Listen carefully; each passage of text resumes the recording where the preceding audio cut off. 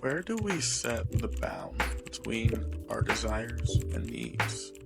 Somewhere between greed and need exists aspiration. This concept drives us forward with an immeasurable fuel that pushes us towards freedom.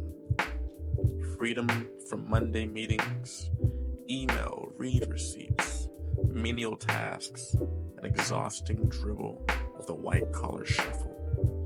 Obligation that leads us to often neglect so much of our physical and psyche. We all seek that freedom to once again, as we did as children, imagine and explore. Somewhere between academics and career, we chisel away our internal idyllic joy, the drooling repetitions of your commute, and close upon the innocence of youth until all you can recall is team call today 0930.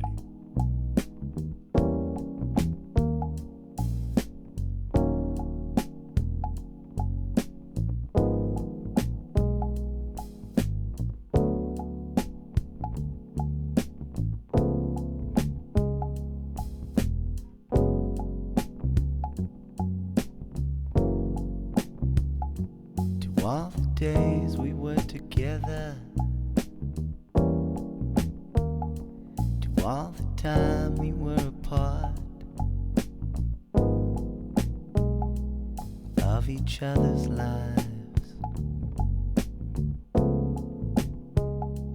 heart to heart. And so I had a late arrival, so we never saw the start of each other's lives, heart to heart,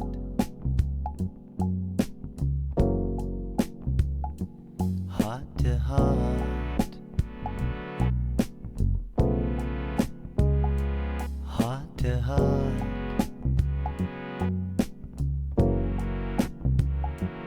Heart to heart,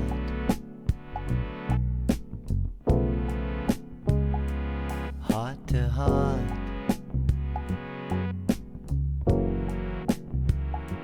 No, it seems so quick and easy,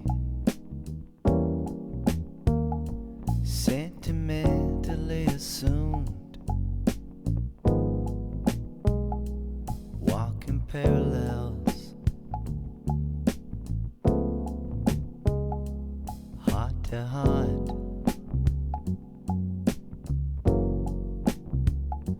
to all the days we were together, to all the time we played a part in each other's lives, heart to heart. Heart to heart,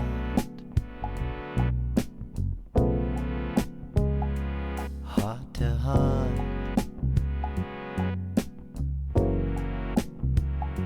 heart to heart,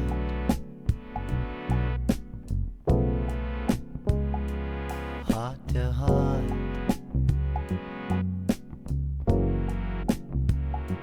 heart to heart.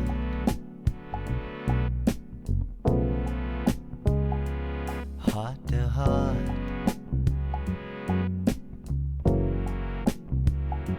heart to heart,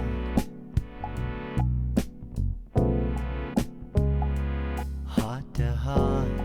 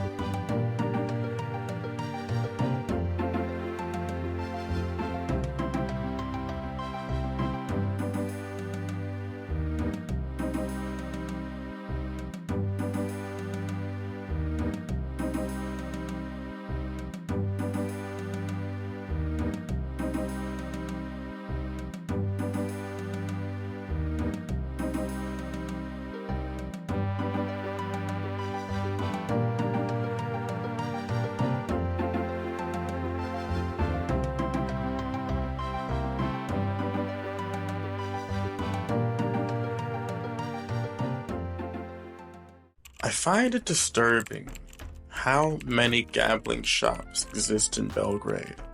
For a country that is struggling to become something, these joints only bless the eager with a false hope. Every day on every block, I see people shuffle into these glitter turnstiles of despair, giving their love, future, and focus to a false god of prosperity. Honestly, these people will face deathly consequences. Often these consequences reverberate generational. It's the constant pursuit to become something, to aspire to a lifestyle that will cause people to play their luck in an uneven, fixed, corrupt system. A consistent, creative mind could eventually find an outlet that reveals a path to success, even in this tight Belgradian economy. But these casinos offer a faster bit of respite. Maybe the next time is the big win. So people they push forward, desperate for a little of God's grace. 7, 7, 7. The direction of a big act will warp history, but probably all acts do the same in their degree, down to a stone stepped over in the path, or a breath caught at sight of a pretty girl, or a fingernail nicked garden soil. John Steinbeck.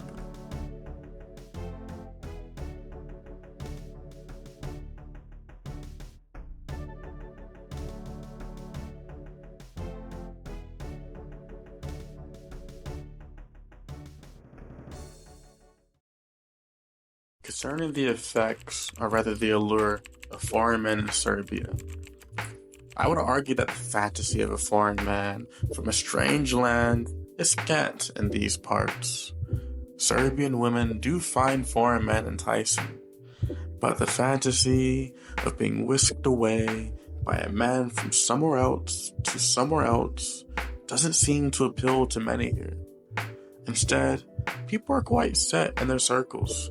Friendships from middle school, hometown Slavas, smoking mid-weed in a dingy bar while blasting turbo folk, cocaine-filled wiggles on a splav, and gossip at the old kafana.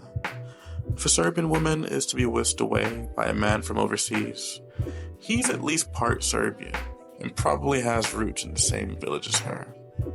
The unfamiliar and rapid change of a foreigner is a cute fantasy, but a fearful reality to many, and is to be expected for a socially conservative place. After all, travel changes you. As you move through this life and this world, you change things slightly. You leave marks behind, however small. In return, life and travel leaves marks on you. Most of the time, those marks on your body or on your heart are beautiful. Often, though, they hurt. Anthony Bourdain, The Nasty Bits. Well, we simply have a duty. To wake up at the rise of the sun, to scatter about the house, coffee, tea, shower, clean up the face and smell good. It's our duty to be prepared for the task at hand, to hop on tractors and head to the cubicle fields and till the email inbox for a faceless corporate master. We do this because the corn doesn't find itself on the plate without some blood, sweat, and tears. Without sacrificing the wills and wants of our youth, the need to feed forces us to withstand decades of sorrowful, scattered shuffles. Not many of us have the privilege of selfish duties, or rather, those slow, self-fulfilling rituals as we rise upon the day. Those actions purely done to enrich oneself. They often take the precious early minutes of our time, and set of them would take hours. Some wake up and take a moment to ponder.